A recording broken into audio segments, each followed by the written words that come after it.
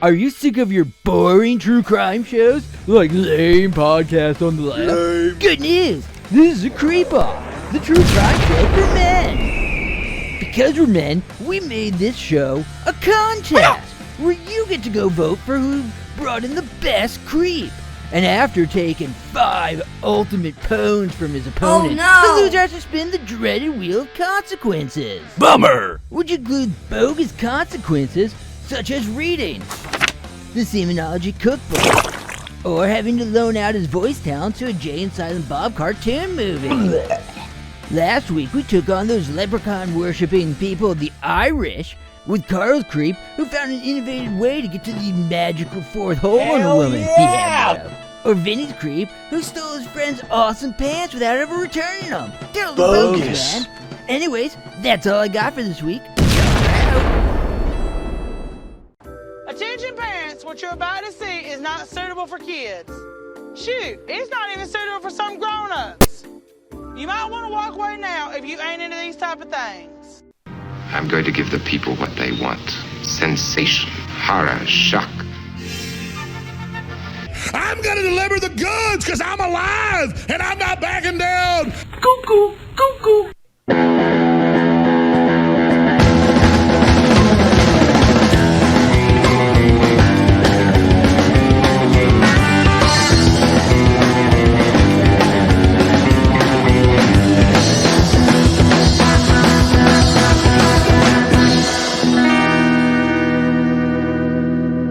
Hola, creepos. Welcome to another edition of your favorite true crime podcast, the show about creeps, by creeps, for you creeps. My name is Vinny. I'm your host, and I got to tell you, this show is going to be 50% better than usual because Carl's not here. Where's the... Oh, shit, Carl's not here. He doesn't have the You Got Butt Slam jingle. Damn it. All right. Either way, in true Vinny fashion, I fucked up the audio for the first 10 minutes of the show with my guest today, Brian Johnson, who is going to be on for the whole episode. You're going to hear him in a few minutes. He is such a good sport and a great guy. He let me go back and do re-record part of my presentation. So hopefully everything is going to sound flawless and smooth to you and nothing will impede your listening pleasure. So do me a favor, make sure you're following Brian Johnson at Tell Him Steve Dave, and make sure you're listening to Tell Him Steve Dave and his show, Would You Kindly, on Compound Media with our pal E-Rock. So without any further ado, let's kick the show off and enjoy this Carl-free episode. Splat! Today, our category is very simple. It is Creepiest Hog Farmer, and Brian got to pick it. So I am very excited to announce the stakes for this episode, Brian.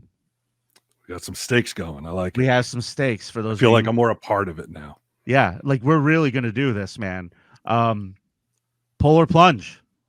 Loser of this episode, this exhibition match between Brian and I, losers going in the lake.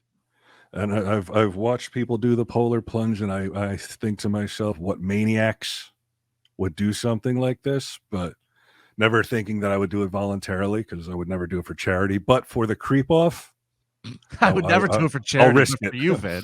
I'll risk it. You know, man, honest to God, the worst thing about it is when the water gets to the small of your back, just so you know.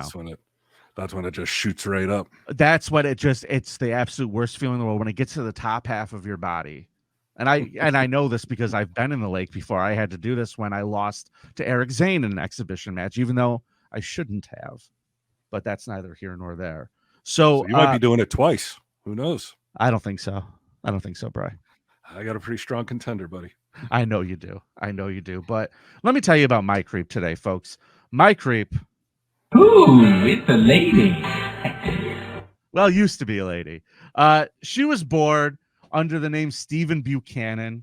She went into the Navy as a teenager and served in Vietnam before moving to one of our favorite states, Oregon. And she kind of got out of the Navy, and I'm gonna level with you. This is not, how do I put this? A handsome man. Okay. This is not the best looking person I've ever seen. This is a mugshot of Susan. Gorgeous. And then here's another mugshot of Susan. This is what she looked like more on the regular for people, in case you were curious. What do you think, Brian? Popeye in a wig? Did I nail it? I think you nailed it. And I think if I had to deal with this person on any level, I would prefer wigless. You would prefer wigless? The addition of the wig makes it seem like straight out of a horror movie. Like that's what's coming out of a closet at you with a knife. Like that's fucking scary. It's very Norman Bates-ish, isn't it? Yeah. Yeah. I mean, she got out of the Navy and was like, it may sound amusing, but women are confusing to Popeye the Sailor Man. So Susan is now living up in Oregon, and she has decided that she is going to farm pigs, because that's our category this week, hog farmer. So she is farming pigs up there, and she's doing it poorly, folks. She does not take care of these animals very well. A lot of people are concerned about the way she takes care of them. In fact, people from her neighborhood were going there and feeding the animals for her because they looked so emaciated. And she basically made these pigs survive on other animals that died. Like, she would find dead squirrels and dead cats and shit like that and feed them to these animals. And then she would butcher them herself and sell the meat to people for 80 cents a pound. What a bargain. You don't frequently see skinny pigs, you know? Yeah. You know who has skinny pigs? Shitty pig owners. Yeah. Now, pig owners who feed them squirrels. Yeah. And not only is she disgusting, not only is she not taking care of them, she, ladies and gentlemen, lives in this lovely home. Now, since she bought this property, she's been living inside of this thing. And I'm going to let these two people who she had paid to come do some cleanup around her property describe what her living conditions were like. Here you go, Brian. Both of them remember her living conditions as being terrible. While there was running water on the property, both say there was no bathroom on site. Let's see, this is her barn right here. And you go underneath it. There's the pig pen right there, and there was like a little area to live in. I don't know how anyone can live like that, living in a little room with just a bed and TV and a little stove. She said she got electricity from solar power, which she had batteries all over the place there. They were all in that little room of hers. I mean, she'd sleep next to the pigs. I almost feel like there should be a little picture of Stuttering John in the corner up there, like they're talking about him. Yeah, this lady looks a little bit like Stuttering John too. Like, yeah. Like in his rocker days, yeah. Yeah. You know, if only cameras could pick up stink lines, wouldn't that be amazing? Like this mugshot needs stink lines in it. So she lives like a completely disgusting, literally like an animal. She is living in a pig pen. And she doesn't have to. Like, she could not live in that. She has a choice. But what state is this in?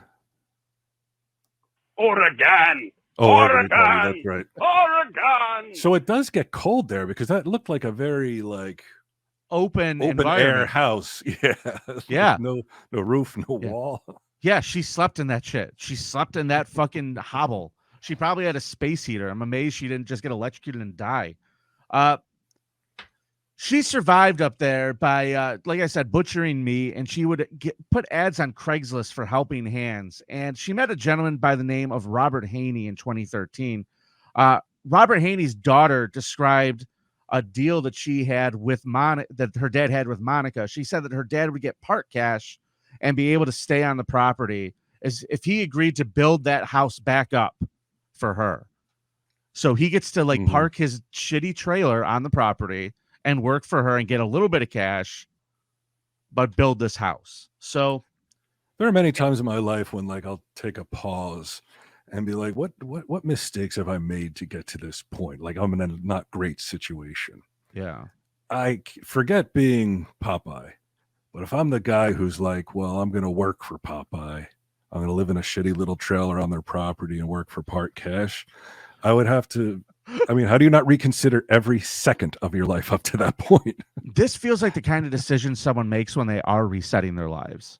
right? Yeah. Like this guy must have had like a real fucking horrible situation. He's like, I'm just gonna go live in the woods with fucking Popeye the Sailor Pig Farmer. Yeah, he's like, I got sober, and this is a good way to stay away from that environment. I'll just hang out on the pig farm, do pig stuff with the pig lady. Well, the daughter said that in December 2013, her father dropped off the face of the earth. She said, we hadn't heard from him for 2 months. We all just started to panic. On January 1st, 2014, the kids drove out to check on their dad. They spoke to Monica, who claimed she hadn't seen him since he quit 4 months earlier. Huh. Susan Monica said that my dad just basically left. She wanted us to come retrieve his stuff and get it all out of there. When they got to the guy's place, all of his stuff was there. His tools, all of his clothes, his jacket that he supposedly loved. So the family was very, very suspicious. And they went to the police department, and the cops drove out to the property, and she told them, the cops, that she hadn't seen them in 6 months. Oh, I hadn't seen the guy in 6 months. So the story's changing. The family's very concerned. They don't know what's going on. Well, that's when authorities found a clue. Apparently, in December, after the time that this man has supposedly disappeared, there was a charge on his EBT card, basically his food stamp card, in a Walmart 25 minutes away from Susan Monica's house. Well, they go to the Walmart, and what do you know when they look on the security footage? They see fucking old Popeye sitting there going, bum titty bum bum skidabidoo. Just fucking having a great old time, fucking using this guy's card. Buying spinach. Buying just spinach and toilet paper, I hope. Yeah. No Lysol, though. Yeah. No Lysol. No. So when they get to the house, though, the cops start going around, and they found this.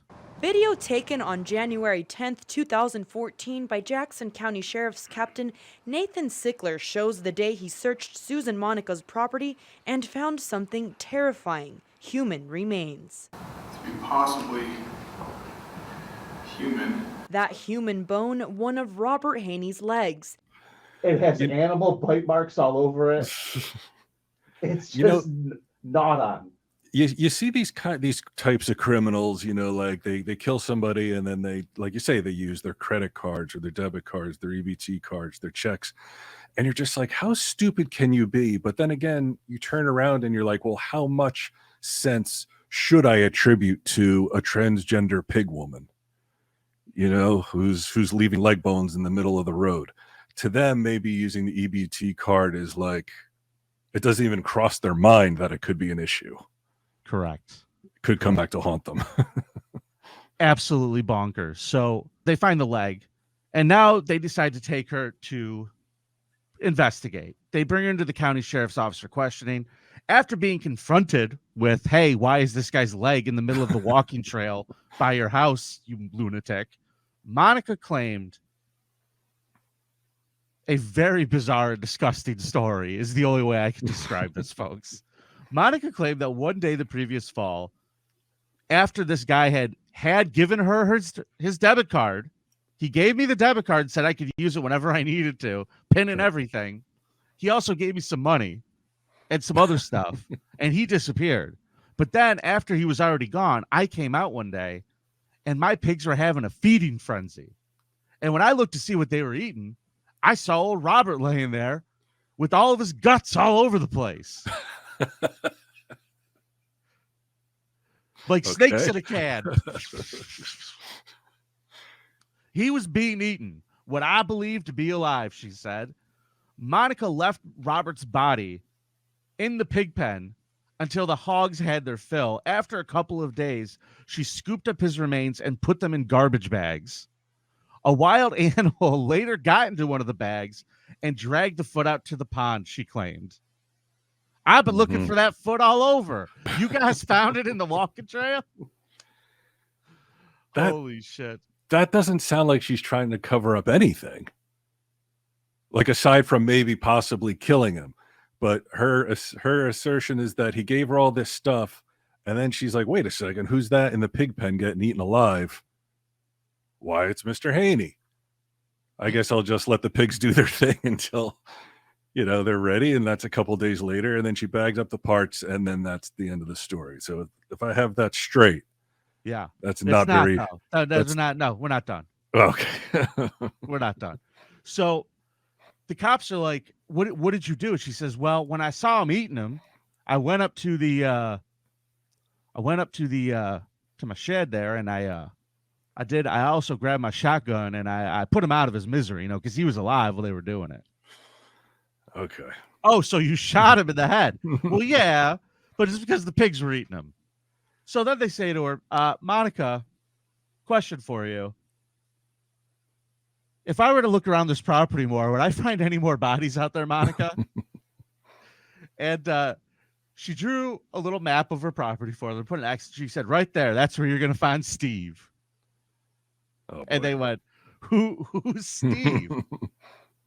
And she said, well, Steve was another guy I had working for me. And Steve died. He shot himself a bunch of times in the head with my gun.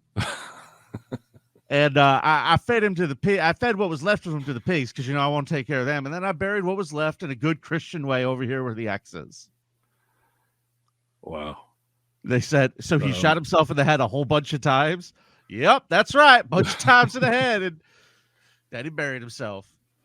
Now, I wonder, like, in an area like this, like, I'm not sure where this person lives, but they have to be on the cops' radar on some level, right?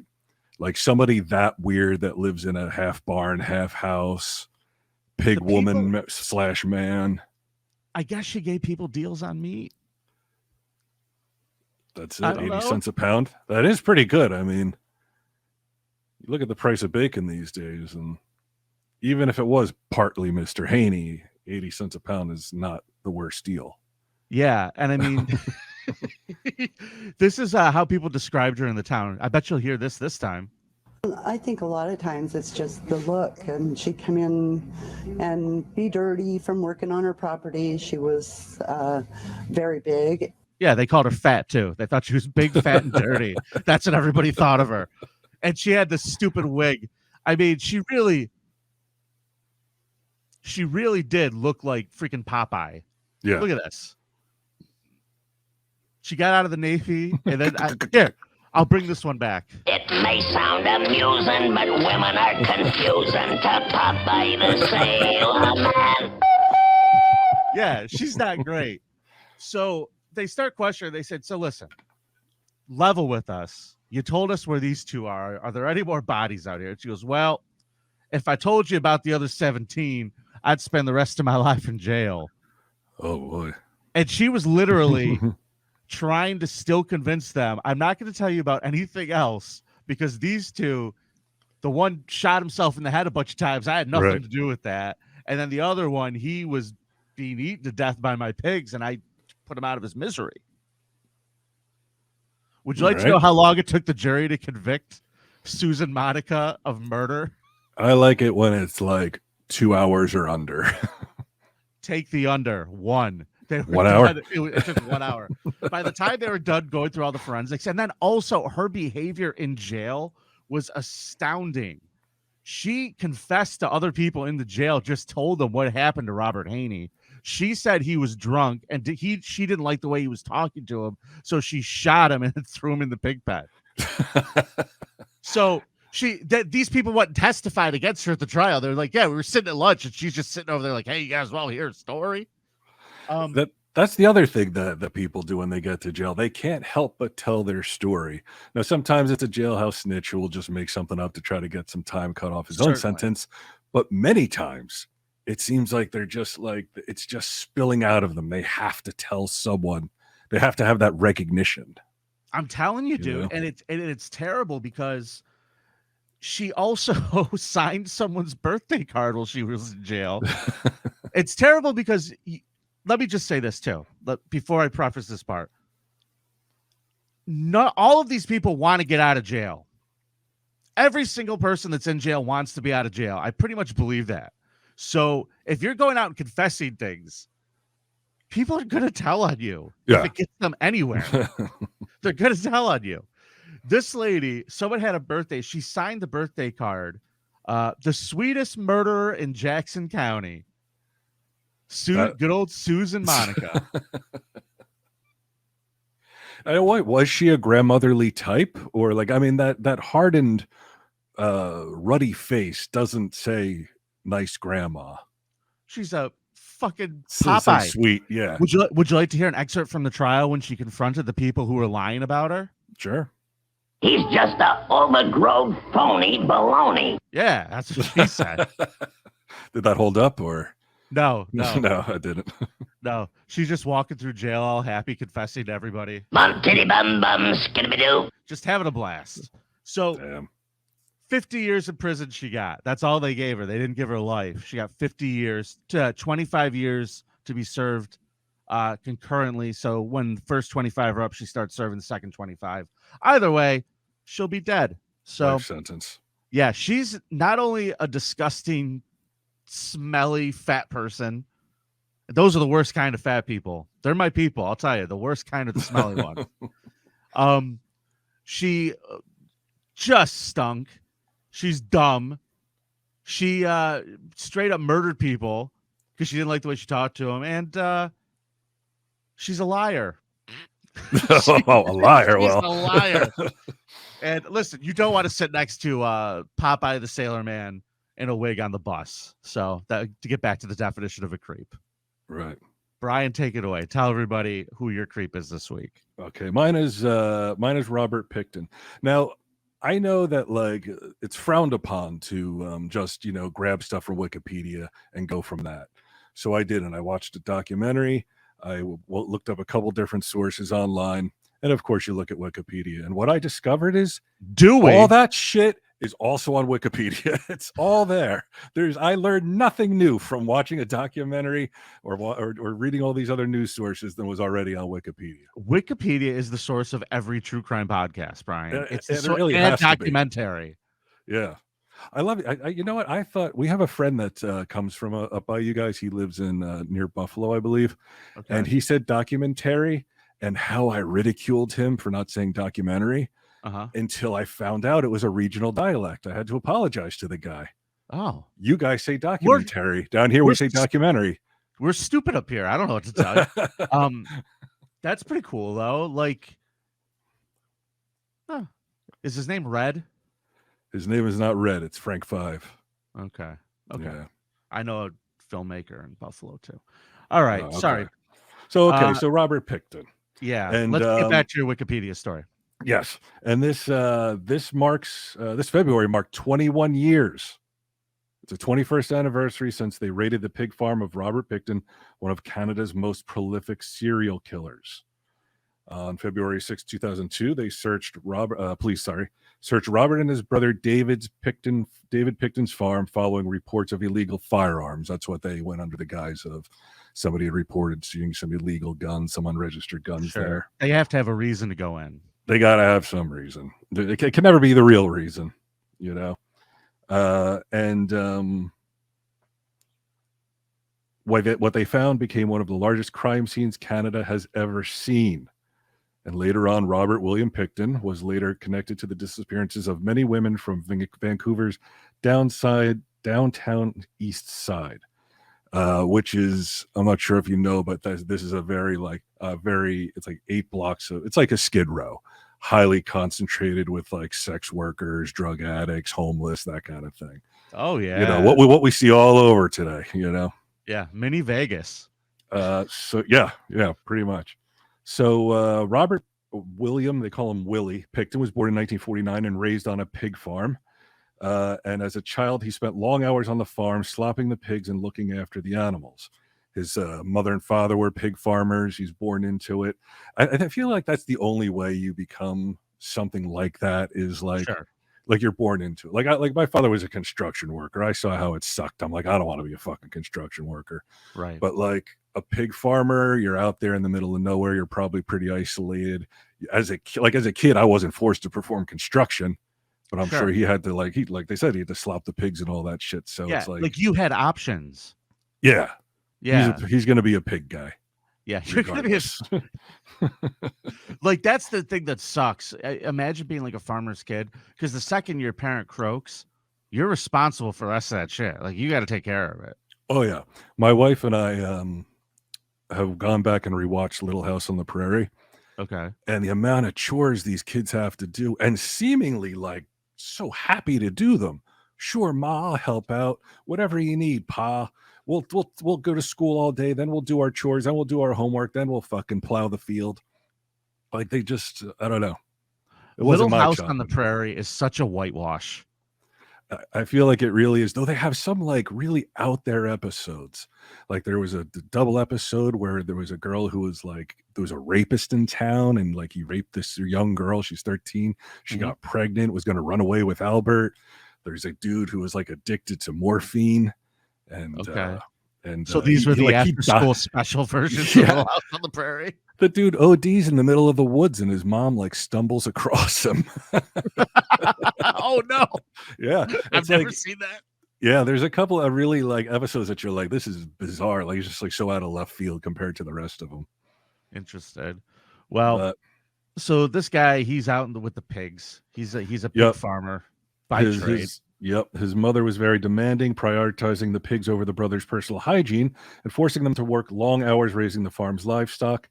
Here's another thing that seems to be common with pig people. She sent them to school in unwashed, dirty clothes, reeking of manure, earning the brothers the nickname Stinky Piggy.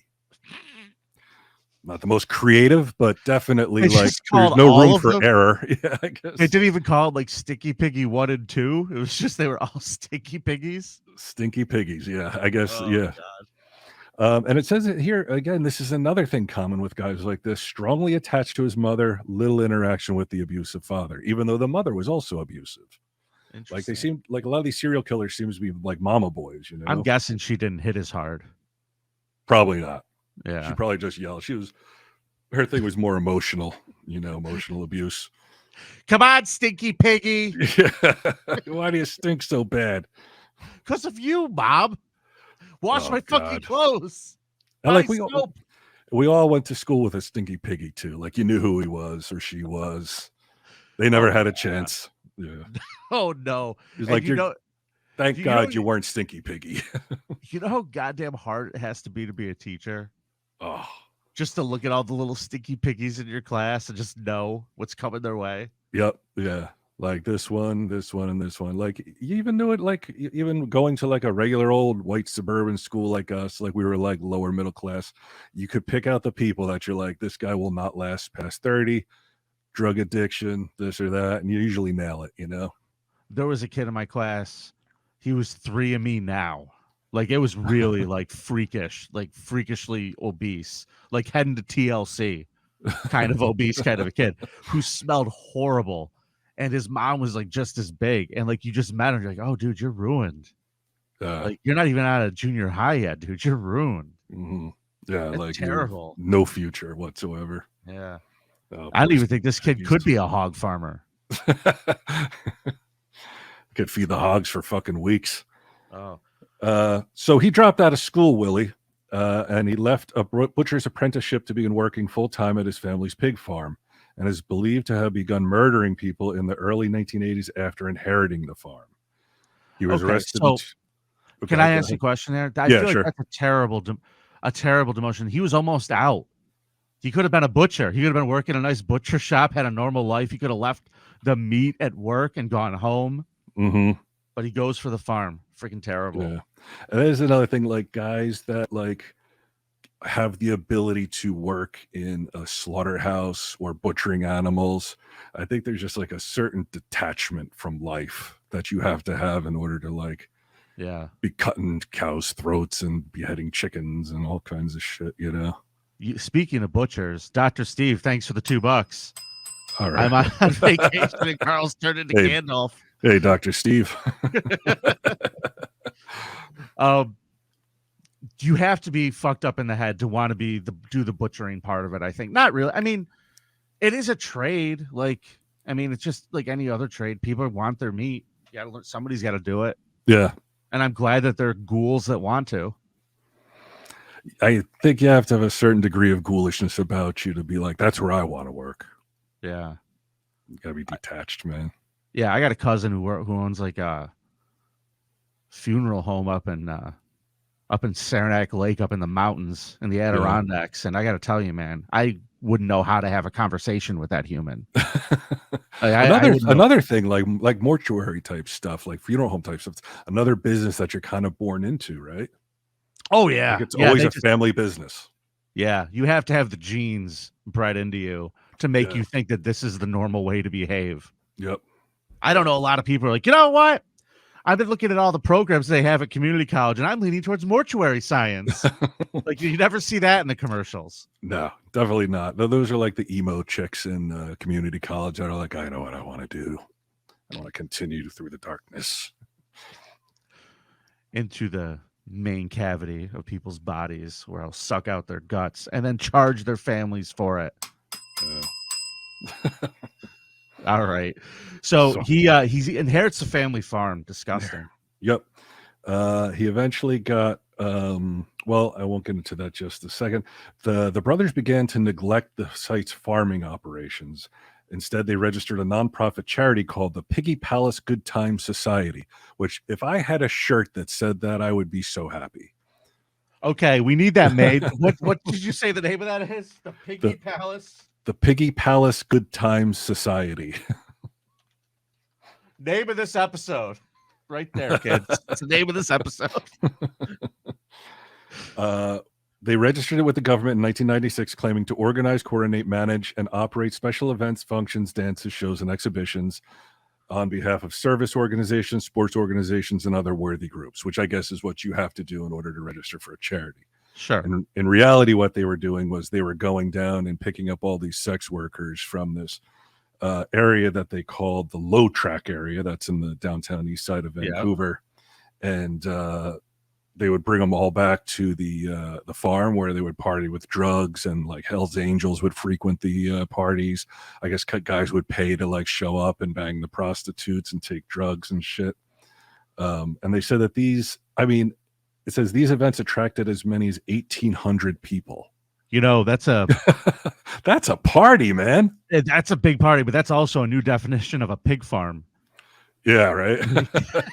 Oh, if you see the victims, like I know, you know, posthumously, it's not nice to comment on their looks, but I think enough time has passed to say that, like, of the 49 women, I think he was accused of killing, 48 of them were like, you would just pass on, hard pass.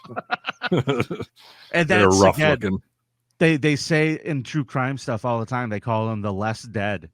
The ugly fat prostitutes are less dead, considered less dead by police. Now listen, man, I gotta do this real quick. I got some new last week. We joked about how we should have a victim blaming jingle. And I think this one might just work right here. Baby, you're dead. I'ma blame it all on you. You got raped, and you should have been more careful. Thank you so much for that one. I love it. We Well, got yeah, Go ahead. I was going to say, like, in reference to the victim blaming, it is extremely difficult to point a finger at the cops and be like, you're not paying as much attention to these women who are disappearing from this low track area where they're known to be transient. Yeah. They're known to disappear for weeks, months, sometimes years at a time. They're known to have a high mortality rate. And you're not paying the same attention to them that you would if, say, 6 women from a suburban area, like within the same 2 blocks, went missing. It's like one is like completely unheard of. The other is like business as usual. That's why these fucking guys get away with stacking bodies to the ceiling in their houses. Yeah. Because they're just, nobody gives a shit. Or it's just like, how do cops keep, unless like the other prostitutes are like, hey, Wendy was here yesterday. She left with a guy, said she'd be right back. I haven't seen her in 2 days. And if the cop ignores that, then okay, you can point the finger at him and say something. But if they're unaware, like how are they, I mean, I saw, like, I don't have the multimedia presentation like you. I'm not good at that kind of stuff. Yeah, apparently either did I today. But like, I mean, it's just a city block. It looks like Mardi Gras almost. There's just, it's bodies just like right next to each other everywhere, just like slumped over or like smoking something or selling their body, whatever. It's like, how are you supposed to remember any one face out of that crowd and be like, where's she been the past 2 days? Yeah, I've been less haunted lately, and I haven't seen Bertha around. Yeah. I got a comment, Uncle Sammy Poo. Yeah, that's right. This was your idea for the jingle, the victim blaming jingle. We got another one in too. I'm going to throw it in here just because I don't want to forget. This one was from the Great Sea Moose. The other one is from Hedgelord on Discord. I want to make sure they get their credit where it's due. I blame the victim, but I did not blame no murderer. A variety to choose from here at the Creep Off when it comes to victim blaming. I'm very happy about that. Tony from Hack the Movies texted me a really good idea for one. So if anybody's listening and feeling saucy and wants to create this for me, I'll love them forever. Did you ever hear that Motorhead song that Triple H used to use? It's time to play the game. Oh, yeah. It's time to victim blame. I think it would be amazing. That's all I'm saying, folks. So the bodies are stacking up at the old pig farm yet? Or they're just having parties with whores? Well, they're partying, and at one point, Picton was actually charged with the attempted murder of a woman who he had stabbed several times during an altercation. She said that he had handcuffed her, but she had escaped, I guess, after stabbing him back with his own weapon. She disarmed him. They ended up in the same hospital, and when the cops went to check Picton, he had the handcuff key in his pocket. So a pig put it there, officer. Busted. One of my pigs put it in there. I did not put that key in my pocket. Busted. So there was a guy, his name was Bill Hiscox, and he was a worker there at the farm. He called the farm a creepy looking place and described Picton as a pretty quiet guy whose occasional bizarre behavior, despite no evidence of substance abuse, would draw attention. So over the course of 3 years, I guess there was no more bullshit after the stabbing of the lady. They were just having parties and having a good time. But the worker, Hiscox, he noticed that women who visited the farm eventually went missing. And eventually that's when the police executed the search warrant for illegal firearms at the property. Both the brothers were arrested, and police obtained a second warrant using what they had seen on the property to search the farm as part of the British Columbia Missing Women investigation, since personal items belonging to the missing women were found at the farm. The following day, Picton was charged with weapons offenses, and they were both later released. I don't know what the laws are in Canada that you can do this kind of stuff. But. Well, I mean, my whole argument is we have parties with 1,800 people. People leave shit behind. What do you want me to tell you? Yeah, it's true. Yeah, this is our lost and found. Yeah. It's not our stash. It's the lost and found, officer. Give me a break. They kept Willie Picton under police surveillance. He was arrested and charged with 2 counts of first-degree murder, and then additional charges eventually brought the number of charges to 27 counts of first-degree murder. And his brother David wasn't charged in the murders, but was convicted of rape. Excavations continued at the farm. This was in 2002 that they got arrested. Excavations continued at the farm through 2003. The cost of the investigation was about somewhere around $70 million Canadian by the end of 2003, the most expensive criminal investigation in Canadian history. And forensic analysis proved difficult because the bodies may have been left to decompose or be eaten by insects and pigs on the farm. During the early days of the excavations, forensic anthropologists brought in heavy equipment to find traces of human remains, and it was revealed by the government in 2004 that Picton may have ground up human flesh and mixed it with pork that he sold to the public. The province's health authority later issued a warning that he felt, and another claim was that he fed bodies directly to his pigs.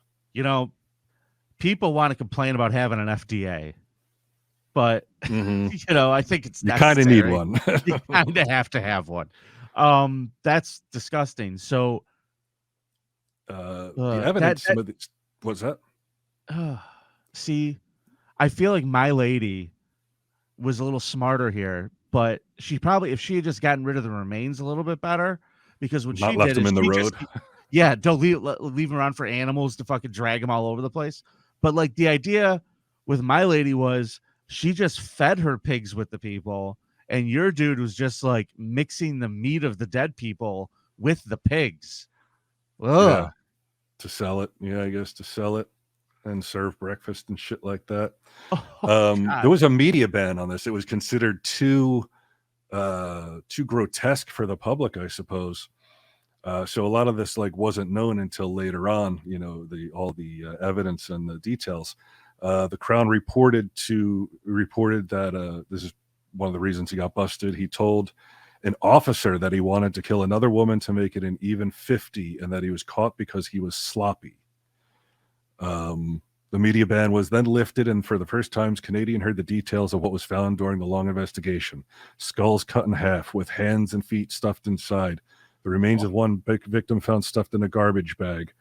Her bloodstained clothing found in Picton's trailer. Jawbone and teeth were found behind the slaughterhouse. And this is it. This is what I think is going to put me over the top, Vinny. You might be doing that polar plunge. A .22 caliber revolver with an attached dildo containing both his and the victim's DNA. Yep. He put a dildo on the end of a gun because he thought it would make it a silencer.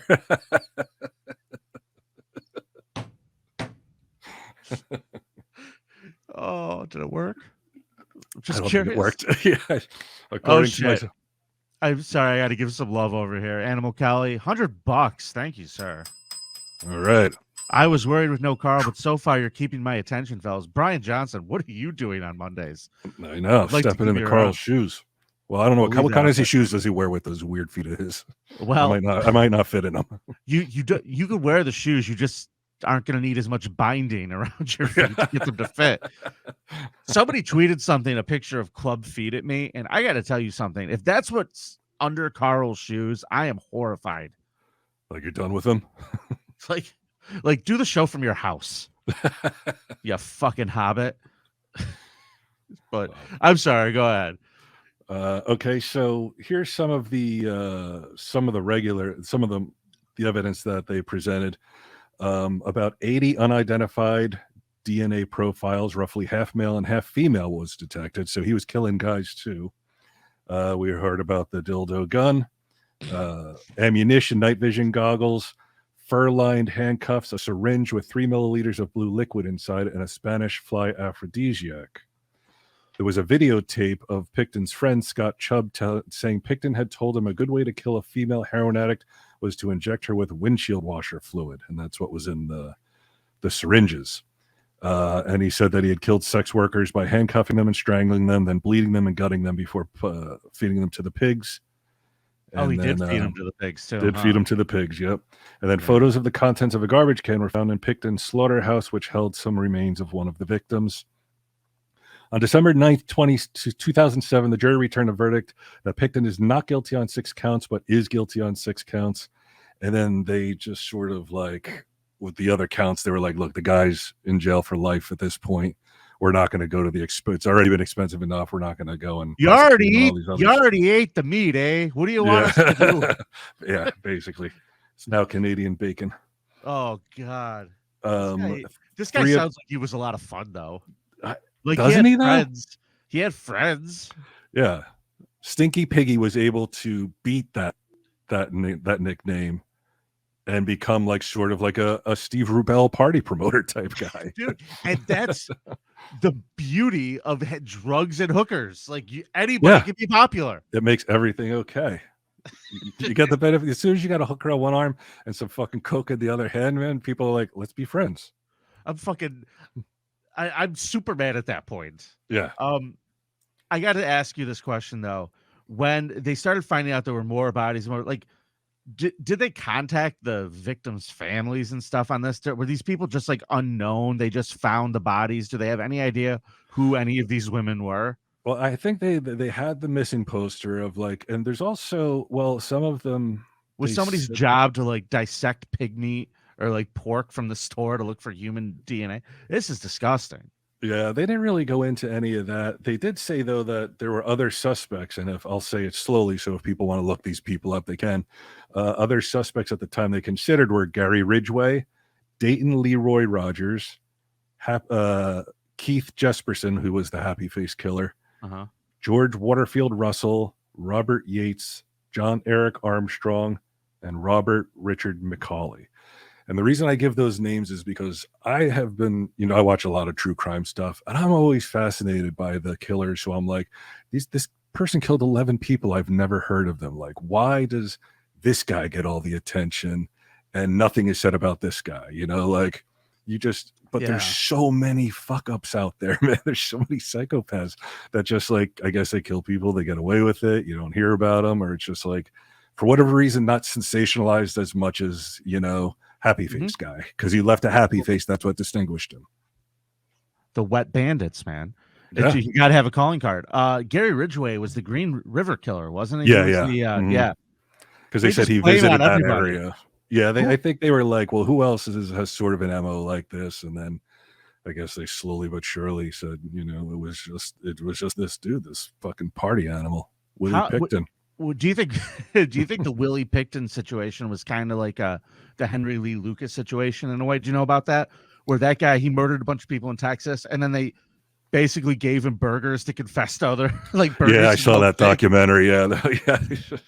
Now, did you kill this woman? I certainly did, for something off the dollar menu. I'm loving it. Henry Lee Lucas, I remember reading about him in the 80s. I was into a true crime book about him in the 80s, and I was like, oh my God, this guy killed 600 people, because I just believed it. I was like 18 at the time. But then the more you read, you're like, wait a second, this seems not realistic. And then when you see the documentary about, burgers for bodies kind of thing, because these cops just want to close cases. I think that with the amount of evidence found on this guy's farm, his admissions, the DNA from all these different bones, like 80 different people, I think it's likely that his body count was pretty high. Yeah. I'm not gonna say that it wasn't. I'm just gonna say the cops snuck a couple in there just to clear the books, is all I'm saying, Brian. It wouldn't be unheard of. It would not be unheard of. All right, so I guess this week your choices are Susan Monica or Robert Willie Picton. Bri, if you don't mind, at the end of the show today, we're going to keep the show. I want to keep the show going because I'm going to represent my creep because nobody could hear me. Do you mind? Oh, okay. No, I don't mind it at all. Okay, cool. So stay tuned after the end of this. We're just going to keep things moving. And as they say in the biz, we'll fix it in post. You guys are super cool.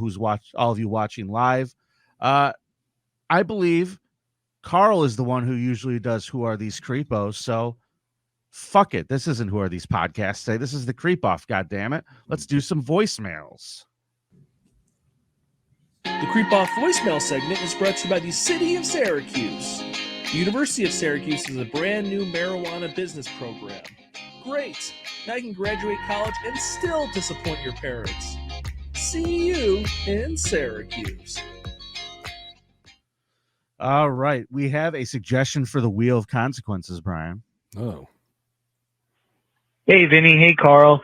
Just thought of something for the Wheel of Consequences. I think that either one of you two guys, because you live in Rochester, you guys should take a page from Opie's book and have to sit there in traffic, or not in traffic, but on the side of the street, waiting for the street sweeper to come by and leave in the parking spot and fight with the street sweeper, the little guys that like to roll around and hand out fuck you tickets to everybody, and live stream it the entire time. That shit would be so fucking hilarious to see Carl just sitting there sweating bullets waiting for that shit to happen.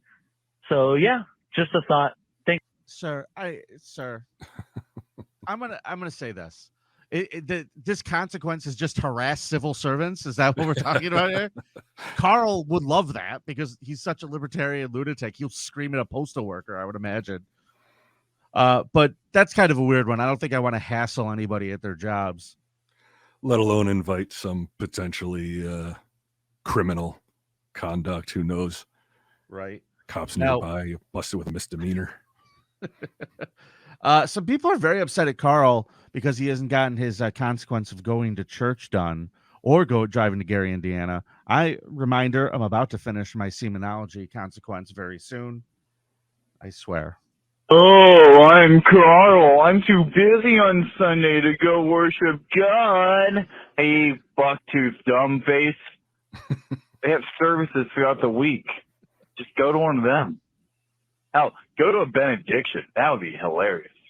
You'd be so fucking bored, dude. Oh my God. Find a Catholic church doing a benediction. Just go sit there. Just be alone with your own thoughts for like an hour and a half. He couldn't handle And then they end it somehow. I forget. Do that.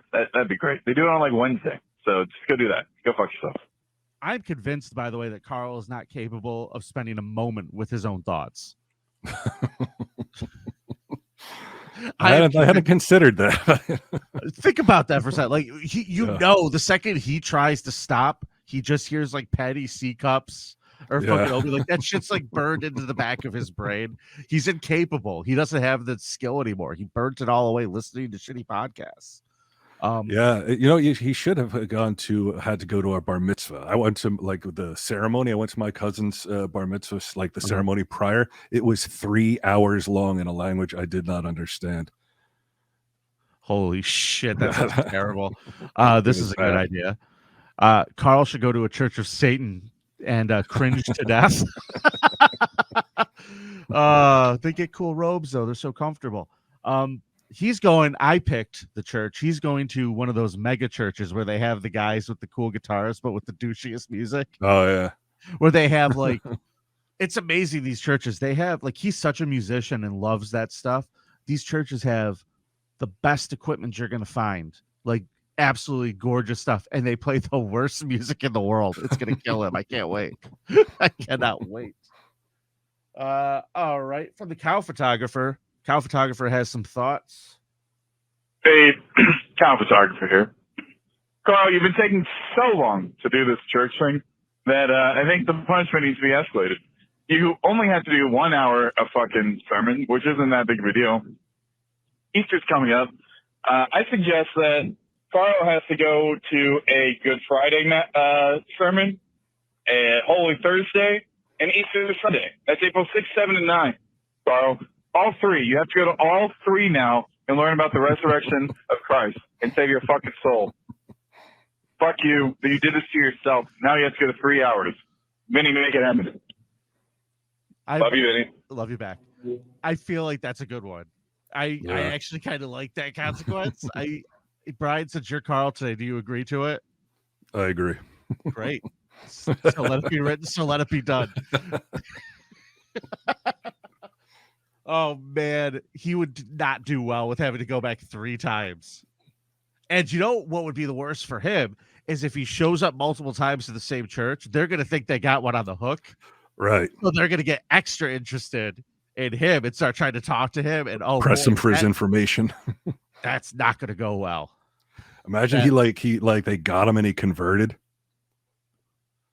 Next thing you know, he's going to the mega church every week. He's in the band, maybe. Who knows? Why does all these him sound like shitty surf music? Yeah.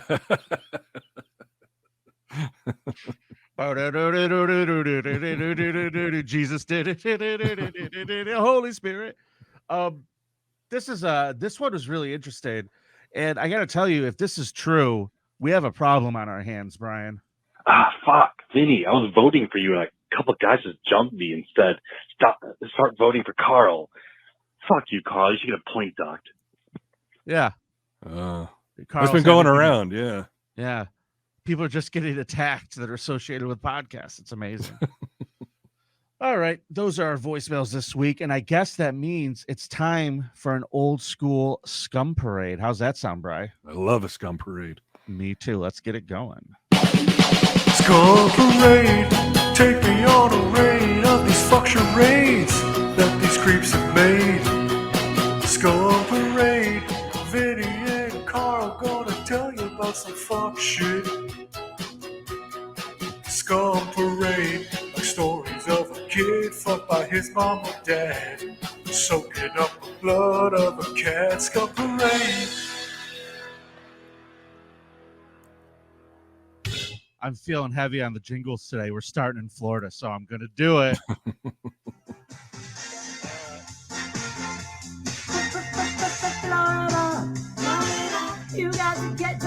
together. It's a shit. Why so many creepy bugs? Creepy bugs. What the hell is going on there? Maybe it's a swamp gas. For flagrant opiate abuse. Come on, Florida. I love that one. Somebody said it sounded like she was singing into a toilet bowl. Okay. All right. You ever had a three-way go bad, Brian? I have not. I've only had them go right, thankfully. Which is why I'm not on the internet like this. Okay. A sexual threesome in Florida dissolved into a violent encounter that resulted in two of the participants, a woman and a man, in handcuffs, not the Robert Picton fuzzy kind. According to arrest reports, the threesome occurred early Monday at a residence in Marathon Beach in the Florida Keys. The home's occupant, Stephen Lopez, he's 31 years old, and his girlfriend, Angela Vasquez, is 20, told police they were in an open relationship and invited Della Draper, 29 years old, over to have sexual intercourse. Lopez said he met Draper while driving for a Marathon taxi service and gave her his Facebook information. Now, I'm not going to say that this Della lady is easy, but she's not even getting his phone number. He's a cab driver. She's like going with the cab driver who's giving him his Facebook. Right. That's a weird dynamic out of the gate, don't you think? It's like if I were a taxi driver, it would not occur to me to give anyone any of my personal information. But I guess, they're down in the Keys, right? If I'm not mistaken. Yeah. Florida Keys. I've been to the Keys many times. There's a certain type of laid back, drunk, drug-addled attitude that a lot of people in the Keys have that, like, this would be just sort of like, well, it's Tuesday. Of course, I gave my Facebook information to a taxi passenger. Like, I don't know how that you make that initial connection, though. That's what I would be bad at. For a state full of maniacs, they do seem laid back. Yeah. Yeah. So, according to the arrest reports, the threesome occurred early Monday. Okay, so I'm going to have a threesome Monday afternoon with the cab driver. Okay. These people, Lopez and Vasquez, told the cops that while the trio was having sex, Draper became extremely disrespectful. Now, this prompted them to request her to leave the residence. Now, according to Draper, she became upset when Lopez and Vasquez, quote, tried to dominate her sexually inside the house. Draper told police that she, quote, told Stephen he has a little dick and his wife had, quote, stank pussy. Now, that is a terrible combination. Little dick plus stank pussy. One or the other, maybe you could handle. It sounds like exactly what you're going to get in a Florida fucking Keys three-way. You're going to get arranged in a taxi cab. You're going to get a cab driver who looks like Brian and a woman who looks like me. That's what you're going to get. And you don't know which of us has the stank pussy and which has the little dick. Yeah, you know what? I'm looking at their pictures. Like, I mean, the woman, the Draper woman is pretty gross, but I feel like the Vasquez lady, like, remember that show, The Swan, where they would like give you like new teeth and new eyes and all? Like, I'll bet you if they swanned her, she wouldn't be too bad looking. Yeah, but you know what though? That's the one she called stank pussy. Yeah. Oh, I don't know what they could do about that. Yeah. Do they have Listerine for that? I don't fucking know. So a physical confrontation ensued after she insulted them, with Draper alleging that she was punched, had her hair pulled, and was thrown outside as she drove away from the home. Now, Draper added a cinder block was thrown through the rear window of her Nissan Altima. Lopez and Vasquez said that when Draper, seated on a couch, refused to leave their home, they forcibly removed Draper by picking her up and placing her down outside the front door of her residence. I mean, the only question is, like, what is the blood alcohol content of each of these people? Because this is like, there's no way you're straight, like sober doing shit like this.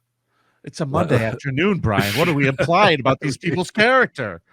I mean, every single thing you can point to is like, this is out of the ordinary. Fucking Weege, hold on. You're an outside whore. Get out. Get out of here. So The choices for this are either they picked her up like a piece of furniture and moved her to the curb, or Yeah. they threw her out like Uncle Phil did to Jazz on fucking Fresh Prince. It's either or. We don't know what happened here. So they allege that after they left her outside, by placing her down gently and easily, Draper then got in her car, the couple alleged, and then drove the vehicle backwards towards the home's front door where Lopez and Vasquez were standing. After the auto struck Vasquez's leg, Lopez said he threw the cinder block at the Nissan. Okay. There's a lot of different stories happening here. Yeah. Draper then exited the car. Vasquez told police and swung a closed fist at her, but missed. Vasquez added that she responded by punching Draper in the face. Okay, so one person made contact. Draper was punched in the face. Vasquez, Lopez, and Draper, they charged Lopez with a felony for throwing the cinder block, while Vasquez was hit with a misdemeanor battery count for striking Draper.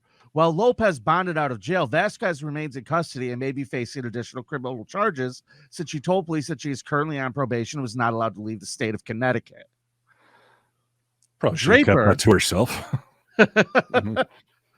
Oh, man. Draper, a mother of two who works as a housekeeper, was not charged in connection with the March 6th threesome, but Draper was arrested yesterday for felony aggravated battery for allegedly striking another sexual partner in his face with a glass vase partially filled with gravel and rocks.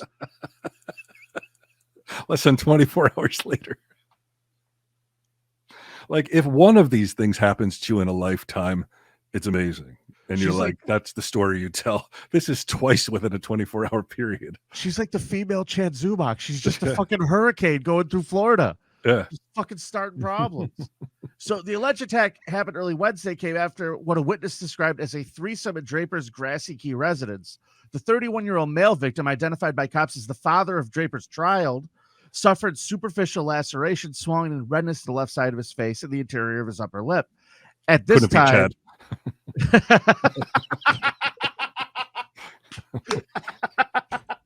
Draper was free on bond in connection with the bust. Was also free on bond for a connection with her bust last year for a battery on a law enforcement officer, possession of drug paraphernalia, tampering with evidence, and resisting arrest. As detailed in the July 22 report, Draper was a passenger in an SUV that was spotted swerving on a Marathon roadway after the vehicle, which was stopped, which was being driven by a 39-year-old female friend of Draper, was pulled over. Draper allegedly tried to dispose of an open bottle of tequila. She also reportedly scuffled with the cops who reported finding drug paraphernalia beneath her seat. So this lady's got quite the record, but I'm going to read the last paragraph of this because it was an attention grabber. This story kept me from the top to the bottom, Brian. Well, Draper and her friend, who was arrested on a DUI count, were being driven to the Key West jail. They began engaging in romantic acts in the rear of the police cruiser. This lady is so horny, Brian. She's committed, man. She is committed. She's the horniest gal in Florida. So she's making out with this other woman in the back of the cops. They're both in handcuffs. Cops reported that Draper, whose hands were cuffed in front of her, was fondling and kissing her friend. The officer had to stop the car and then handcuff Draper with her hands behind her back. Draper reportedly responded by pulling the rear of her bathing suit to the side and asking the officer, "Would you like to see my asshole?" Mother of two. And here's the thing. She's a housekeeper, dude. Right, People invite her into their house to come clean. This filthy woman is running around cleaning people's houses. She's not passing any fucking Angie's List background check. No way. Wow. That has to be like it's your neighbor, somebody you know, and you know she also cleans houses, and you're elderly, so you don't have many options. But like, yeah, anybody inviting this woman into their house has to be insane. Yeah, just by the look of her, like you can see the look, like she said, like got that dead-eyed look, you know. She looks like a good time. Yeah, and a nightmare all rolled into one. It's a hurricane behind those eyes. All right, next creep, Vanessa Maldonado, 25 years old, has been charged with attempted murder and felony child abuse, Brian. A California woman's been charged with attempted murder after authorities accused her of dumping her 1-hour-old baby at a gas station trash can while fleeing the scene. What is it with moms that, like, they're not knowledgeable about at this point, you can just drop it off at like a firehouse or a hospital. Like, you don't got to throw them in a garbage can anymore. Those days are long behind us. You could go to the firehouse. They have like a Blockbuster return slot. You could stuff a baby through. Yeah. And they just take it. You don't need this. Here's what I find offensive. Like, you had a baby an hour ago. What are you doing at a gas station? You need a Gatorade? Like, what are you going in there? What are you doing, lady? And the Fullerton Police Department announced her arrest in connection with the discovery of the baby in a bathroom trash can at the gas station. They don't know where she gave birth. Right. And I mean, who could tell if it was even in the bathroom? I mean, it's a gas station bathroom. Yeah. And look, every gas station bathroom I've ever been into, it looks like somebody just had a C-section in there anyway. Yeah. I remember when Britney Spears was they caught her walking out of a rest stop gas station bathroom with no shoes on. Oh God. That was years ago. I remember thinking like, oh my God, who would do that? Britney Spears. She's out of her goddamn mind. Yeah, I love her. It's great that we freed her, right? Free Britney, and now look at her. Just fucking running through broken glass barefoot.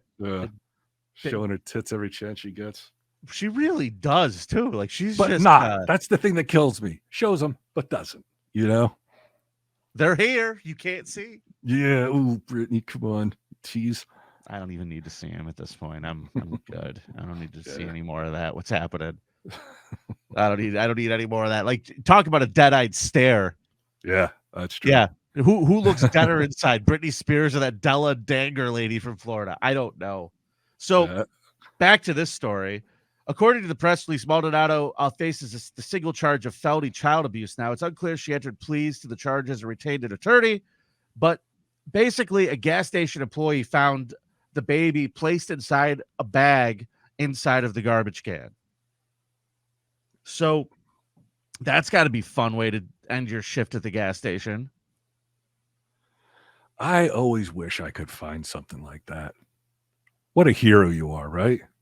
You'd feel good about it. You find It's a not baby a in fucking golden ticket. You find a baby in a garbage can, and you're just like then you're its master. You could do anything. You could keep it if you wanted. You can play the hero and be like, "Hey, I saved this baby." You can play the hero. That's your baby. Yeah. I don't think you're allowed to do anything with it, really. I think you have to like give it up to the cops. But like if it's got to go to that child trafficking government thing I keep hearing about. They got to slip it back into the system. If I throw like some potential evidence away in my garbage can, the cops can come and look in my garbage can and take it because then it's out there for the public. Sure. So if I find a baby in my garbage can, why can't I keep that? It's not public baby, Brian. It's not public baby. All right. Just gotta be lucky enough to find a. You think fucking finders keepers applies to babies? I've never looked that deeply into the law, but I'm not sure. I don't know, but I mean, you could probably adopt it. I'm sure the government want their piece and charge you fees. Yeah, my wife would kill me. She's like, "Get rid of that baby. Put it back in the garbage can." I don't want the gas station baby. Yeah, really. You ever brought your wife home something from the gas station and she's been happy? Come on. Yeah, I can't even. I wouldn't even bring her flowers from a gas station, let alone a baby. Have nice single stem roses. No thanks. Yeah. All right. The baby remains hospitalized in critical but stable condition per the outlet. So fingers crossed that this garbage baby will be okay.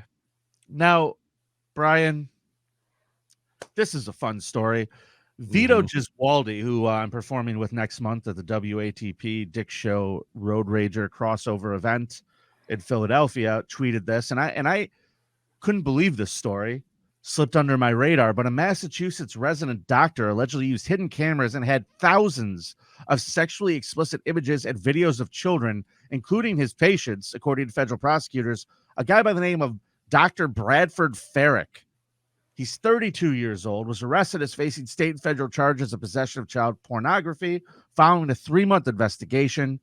Now, on Valentine's Day, investigators searched his family's Winchester home where they found hidden cameras in boxes and in the bathroom, which was designed to look like a wall outlet. There are 2 children that live in the home, ages 2 and 3. Farrick allegedly bought numerous hidden camera devices, which haven't all been accounted for as of March 14th. Oh, it is alleged that one of the hidden camera devices, which was designed to be worn as a bracelet, was found to contain at least two surreptitiously recorded videos of Ferrick administrating medical exams. The ultimate upskirt camera. This guy's got it as a bracelet, and he's a doctor. Unreal. The only other way, like if you were like a shoe salesman, would be good. Like, you know, if you had a watch and you were looking up lady skirts, but the next, like, they can't afford this technology. Yeah, you're right. No But shoe a sale. doctor. Al Bundy doesn't have the money for this. Oh, Why is it? And I know this has probably been brought up so many times that it's practically hack at this point. But why, when it's like, well, how many images of CP do you have? Nobody's ever like just one. It's always like thousands. They always say They one. always have thousands. Hard drive. We joke about it on the show all the time. They're Yeah. fucking the Dragon's Lair. They're just they're it's like dragons in gold. They hoard as many images as they can. And I think what it is, not that I care what the reasoning is, but I think what it is that this is such a hard thing to get a hold of that once they have it, they don't want to get rid of it because then they never find it again. Right. Like imagine every photo is their favorite photo. Like imagine like it was a struggle to get to Pornhub. Like you could just go to Pornhub whenever you wanted to.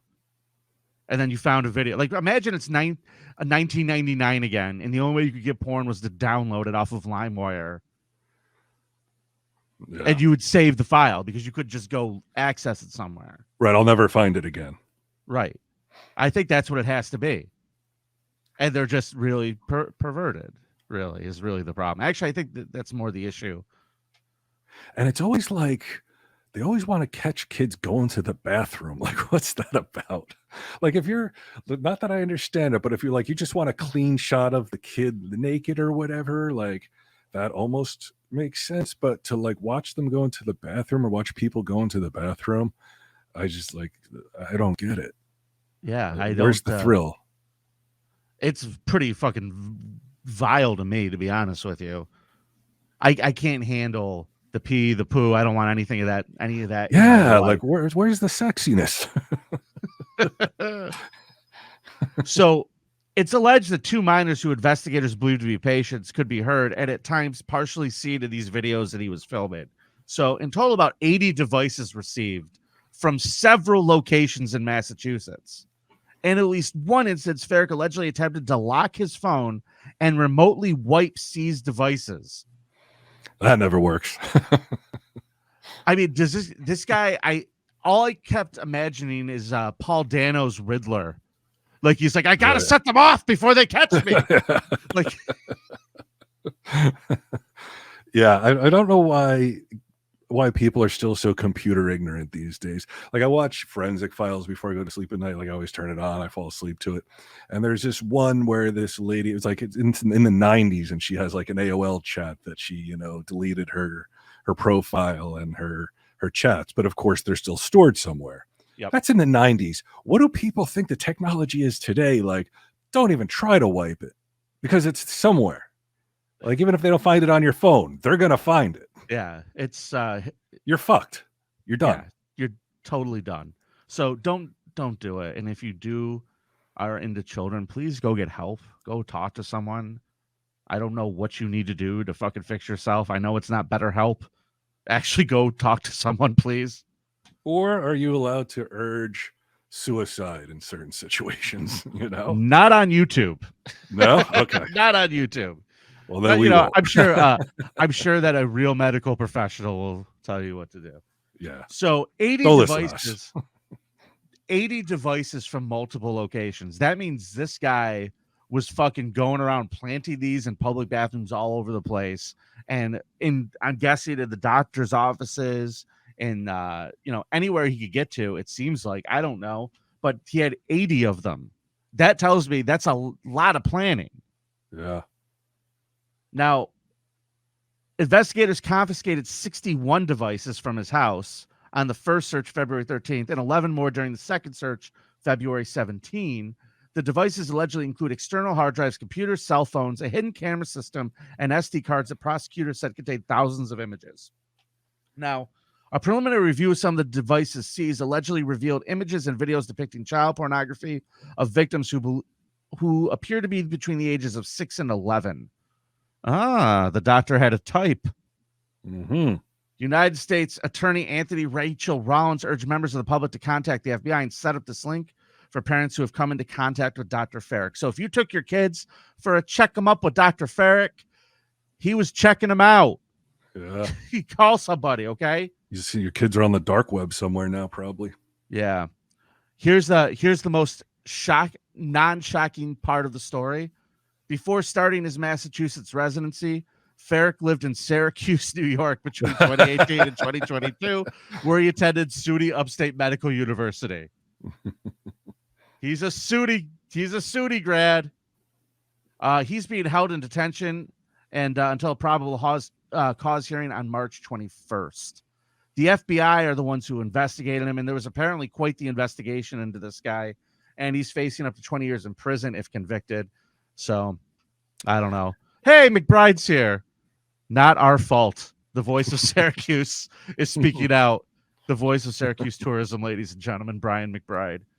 Now, last story. Yeah, well, I like naked 6-year-olds as much as the next guy. I don't like them at all. I don't like them at all. But doesn't it seem like all those cameras, all those recording devices, all those hard drives, it's so much work. I'd rather just look at somebody legal, I think. It's much easier. Yeah. Just go online. It's right there. I don't want to know what goes through these fucking guys' heads with this stuff. I mean, we all know what happened, man. Like what fucking misfired at some point, you know? Something did. And yeah, big time. And the problem is there's not good ways to fix it. There's not a lot of good ways to fix it. Like you can't use Maxwell's silver hammer on these fuckers to just fucking bop them on the head and go, oh shit, look, tits. I actually like these. These are great. I don't know why I was so appalled by these before. I don't know. All right. Emma Parker. She's 39 years old. This is a fucked up story, huh, Bri? Well, I knew it wouldn't be an episode of the Creep Off unless you brought up something like this. I saw the stories and I was like, oh, no animal abuse so far. Oh, there you go. Yeah. Vinny's got to bring it. Emma Parker, she's 39 years old. She is jailed for at least 12 months. Now, if Carl was here, he would argue that this is quite a stiff penalty for what she did. I would disagree. She's getting 12 months after footage of an incident was posted on social media. The defendant was seen, this is according to the lawyers, was holding a hamster ball with one hand and a big knife, well, a hamster ball with a hamster in it and a knife. And she was plunging the knife into the opening of the ball, chopping up the hamster as the spectators laughing saying, what a sick bitch you are. The hamster can be heard repeatedly squealing. Now, if that was all of it, it's a fucked up, terrible thing to do, torturing small animals. That's serial killer shit. Don't hurt animals ever. Don't ever hurt a fucking animal. Please. I don't care how small they are. Don't fucking hurt animals, but they don't like it. She chopped this fucking hamster in half, Bri. Yeah. And then she ate it. They never say in the article what she's on. That's almost like, what drug is it that makes you cut your hamster in half and eat it? Let's talk about meth, baby. Let's talk about it, yes, sirree. Let's talk about all the bad things and the bad things meth heads see. Let's talk about meth. I don't know, Brian. I don't know. I can't say. She's going to jail for 12 months for a hamster murder. I say 12 months may not be enough. Really? I would disagree with Carl totally. I can hear Carl's voice right now. For a hamster? Ah, I'm Carl. I'm Carl. No, I can hear him now. He's taking 12 months for a hamster. But I think she should get 12 months for being gross. If you see her face, she's pretty disgusting. It looks like she has Bell's palsy or something. Like her whole side of her face is sagging. Again, dead-eyed fucking look, man. Like look of a hamster eater, hamster murderer / eater. Yeah, it's like they say with serial killers. It's like if you're killing small animals, if you're torturing animals, it's like it's indicative of something bigger. So like, yeah, like making her an example so that other people don't do this kind of shit. You know, fucking put her in the square for 12 months. Have her in stocks. I'm fine with it. Yeah. Throw some fucking vegetables on her, cabbage in her head, that kind of shit, you know? Yeah. Until she learns small rodents don't go in that hole. At the end, she asked the cop, she's like, "You want to see my asshole?" And then little gerbil head pointed out. Yeah. All right, Brian Johnson. I gotta say, man, you're just a pleasure to have on the show today. Thank you for filling in for Carl today. You're welcome anytime you want to come on, dude. Anytime. Thank you. I had a great time. I love this show. You know that. I'm thankful to have someone who understands the show come and do it with me for once. Good. It doesn't happen often. And I just like to remind people that my guy had a 22 caliber gun with a dildo strapped to it. That's fine. That's fine. My lady slept next to pigs and didn't have a toilet and wore dumb wigs. You tell me who you'd rather. Would you rather hang out with Popeye the Sailor Man in a wig that smelled like shit, or the fucking party guy with the dildo gun? Just asking. We'll find out. We'll find out this week. Make sure you can vote on Reddit. And also, we thank you for watching, everybody. All of our bonus content subscribers, you're going to be getting a bonus episode Wednesday. I don't know what that episode's going to be yet because Carl's not going to be back, but I'm going to do something fun. I don't know if you're up for doing another Scum Parade with me, Bri, but you're invited if you want to. I don't know what I'm doing yet, but I will be there Wednesday at 11:30 for you bonus content subscribers. Make sure you check that out. And then also, Carl and I went on Dick's show yesterday, and that episode should be dropping later this week, so make sure you are subscribed to that. We had 3 really fantastic stories, and you can hear that on Dick's show. So, folks, I believe the proper way to end this is it's nice to be important. It's more important to be nice. Gia. Yeah.